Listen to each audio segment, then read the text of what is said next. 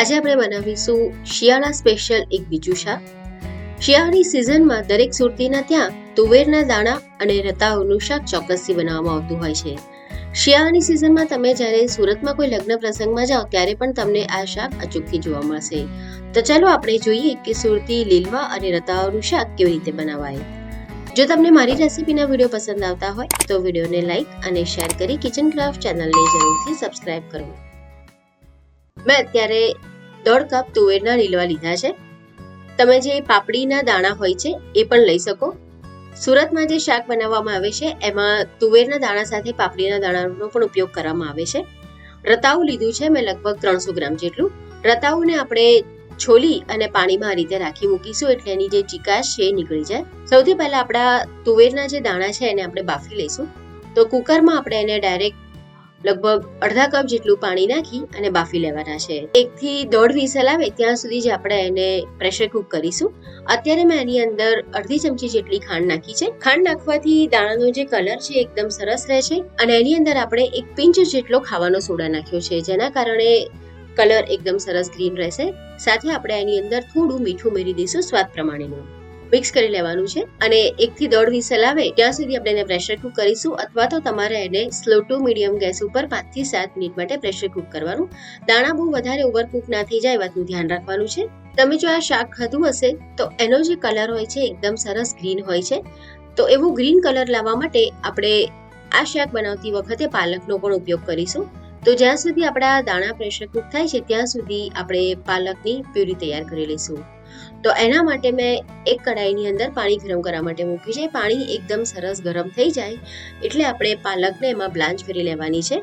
પાલકને જો તમે બ્લાન્ચ કરીને ઉપયોગમાં લો તો એનો કલર એકદમ સરસ ગ્રીન રહેશે.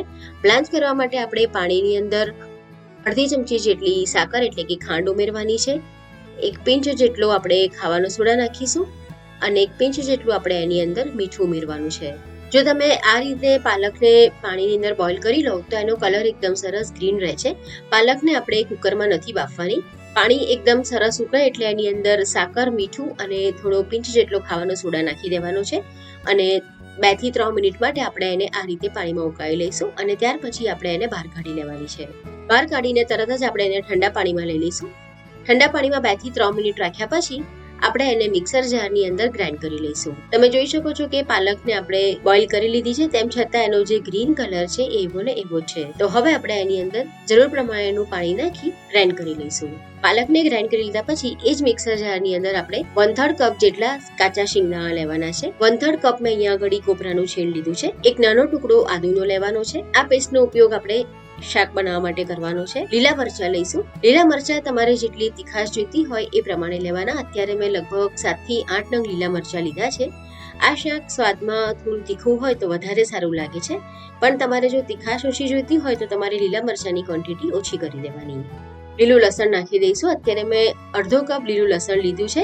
લીલા લસણનો જે લીલો ભાગ હોય છે એ જ મેં ઉપયોગમાં લીધો છે. ઉપરનો જે વ્હાઈટ ભાગ હોય નહીં લેવાનો. ગ્રાઇન્ડ કરતી વખતે પાણી નથી નાખવાનું. આ પ્રમાણેની આપણે એની દરદરી પેસ્ટ તૈયાર કરી લેવાની છે. બહુ સ્મૂથ પેસ્ટ નથી કરવાની. હવે કડાઈની અંદર આપણે થોડું તેલ લેવાનું છે, લગભગ 6 થી 7 ટેબલસ્પૂન જેટલું, અને આ તેલની અંદર આપણે રતાળુને શેલો ફ્રાય કરી લેવાનું છે. તમારે જો ડીપ ફ્રાય કરવું હોય તો પણ કરી શકો, અને જો તમે હેલ્થ કોન્શિયસ હો અને તમારે તેલનો ઉપયોગ ના કરવો હોય તો તમે રતાઉને પ્રેશર કુકરમાં 1 થી 2 વિસલ આવે ત્યાં સુધી પ્રેશર કુક કરીને ઉપયોગમાં લઈ શકો. પણ ઓરિજિનલી જે શાક બનાવવામાં આવે છે એમાં રતાઉને આ રીતે ફ્રાય કરીને ઉપયોગમાં લેવામાં આવે છે. તો મેં તમને અત્યારે એ જ મેથડ બતાવી છે. રતાઉને જ્યારે તમે માર્કેટમાંથી લાવો તો એની અંદર માટી ખૂબ હોય છે. તો એ માટીને તમારે પહેલા સાફ કરી લેવાની. પાણીથી બરાબર ધોઈ લો, પછી એની છાલ કાઢી લેવાની અને પછી એને પાણીમાં રાખી દેવાનું એટલે એની જે ચીકાશ હોય એ જતી રહેશે.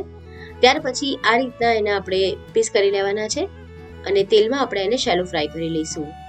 રતાઉને આ રીતે ફ્રાય થવામાં લગભગ 7 થી 8 મિનિટ જેટલો સમય લાગશે. આ રીતે આપણે એને ફરાવતા રહેવાનું છે. તમારે જો એને ઉપર ઢાંકીને આ રીતે ફ્રાય કરવું હોય તો પણ તમે કરી શકો. જ્યારે પણ તમે માર્કેટમાંથી રતાઉ લાવો તો આ રીતનું જે ગોળ શેપ વાળું રતાળું હોય એ લાવવાનું. એનો કલર અંદરથી આ રીતનો એકદમ સરસ પર્પલ હોય છે.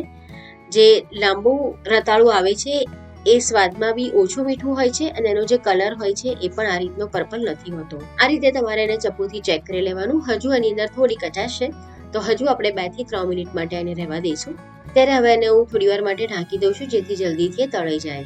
2 થી 3 મિનિટ અત્યારે થઈ ગઈ છે. રતાળું અત્યારે આપણું સરસ તળાઈ ગયું છે, તો હવે આપણે એને એક પ્લેટમાં કાઢી દઈશું. હવે એ જ પેનમાંથી મેં તેલ થોડું ઓછું કરી દીધું છે. 2 થી 3 ચમચી જેટલું તેલ રાખવાનું છે અને અંદર આપણે 1 ટીસ્પૂન અજમો નાખવાનો છે. આ શાક બનાવતી વખતે વઘારમાં અજમાનો ઉપયોગ કરવાનો છે. અડધી ટીસ્પૂન આપણે એની અંદર હિંગ નાખવાની છે. 1 ટીસ્પૂન હળદર ઉમેરીશું. આ રીતે તમે વઘારમાં હળદર ઉમેરશો તો શાકનો કલર એકદમ સરસ ગ્રીન રહેશે. મિક્સ કરી લઈશું. ત્યાર પછી આપણે જે પાલકની પેસ્ટ તૈયાર કરી છે એને એમાં ઉમેરવાની છે. પાલકને આપણે બોઇલ કરી લીધી છે, એટલે એને બહુ વધારે વાર નથી ચડવા દેવાની. 1 થી 2 મિનિટ આપણે એને સાંતળી લેવાની છે. ત્યાર પછી જે તુવેરના દાણા આપણે બાફીને રાખ્યા છે એમાં ઉમેરી દઈશું. જે પાણીમાં આપણે દાણા બાફ્યા હતા એ પાણી પણ આપણે આની અંદર જ ઉમેરી દેવાનું છે. ત્યાર પછી આપણે જે મસાલાની પેસ્ટ તૈયાર કરી છે બધી જ પેસ્ટ આની અંદર ઉમેરી દેવાની છે. આ પેસ્ટથી આપણી જે ગ્રેવી છે એકદમ સરસ જાડી બને છે અને સ્વાદમાં પણ એ સરસ લાગે છે. મિક્સ કરી લેવાનું બરાબર. તમને જો જરૂર લાગે તો હજુ તમે થોડું એમાં પાણી ઉમેરી શકો છો. મેં અત્યારે લગભગ અડધા કપ જેટલું પાણી ઉમેર્યું છે એની અંદર. 1 ચમચી આપણે એની અંદર ગરમ મસાલો નાખવાનો છે. મીઠું નાખી દઈશું સ્વાદ પ્રમાણે. પાલકમાં પણ થોડું મીઠું હોય છે અને તુવેરના દાણા બાફતી વખતે આપણે થોડું મીઠું નાખ્યું હતું, તો મીઠું થોડું ધ્યાનથી નાખવું. ગળપણ માટે અહીંયા મેં ખાંડ ઉપયોગમાં લીધી છે. મેં 2 ચમચી ખાંડ નાખી છે. આ શાક ગળપણ વાળું હોય તો એનો સ્વાદ વધારે સરસ આવે છે. તમારે જો ગોળનો ઉપયોગ કરવો હોય ખાંડના બદલે તો પણ તમે કરી શકો.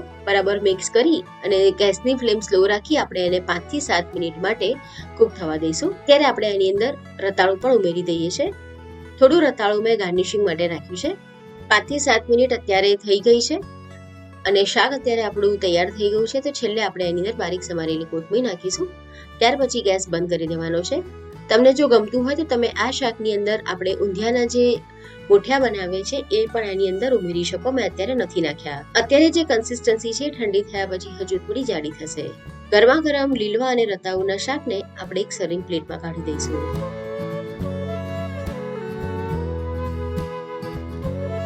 આ શાકને તમે રોટલી, પરાઠા કે પછી બાજરી કે મકાઈના રોટલાની સાથે પણ સર્વ કરી શકો છો. જે રતાળું મેં સાઈડમાં રાખ્યું હતું એને આપણે અત્યારે આ રીતે ઉપરથી ગોઠવી દઈશું. ગ્રીન કલરના શાકની સાથે પર્પલ કલરનું આ રતાળું દેખાવમાં ખૂબ જ સરસ લાગે છે. તો આ શિયાળાની સિઝનમાં તમે સુરતી લીલવા રતાળુના શાકની રેસીપી ચોક્કસથી ટ્રાય કરો. રેસીપી તમને કેવી લાગી મને કમેન્ટ કરીને જરૂરથી જણાવો. આવી નવી રેસીપી જોવા માટે જો તમે હજુ સુધી મારી ચેનલ કિચન ક્રાફ્ટ સબસ્ક્રાઇબ ના કરી હોય તો સબસ્ક્રાઇબ કરી દો. તો ફરીથી મળીએ આવી જ એક નવી અને મજેદાર રેસીપીની સાથે.